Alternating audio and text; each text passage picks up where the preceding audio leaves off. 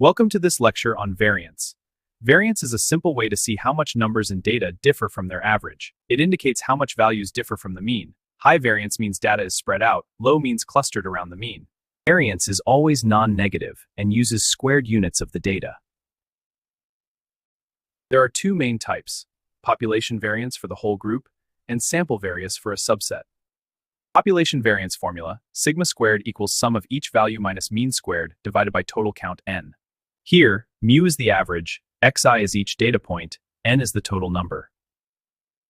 Sample variance formula: s squared equals sum of each value minus sample mean squared divided by n minus 1. X bar is the sample average, n is the sample size.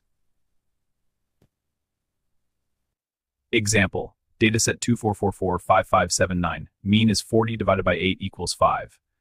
Deviations: -3, -1 3 times, 0 twice, 2, 4. Squares sum to 32. Divide by 7. 32 over 7 is about 4.571.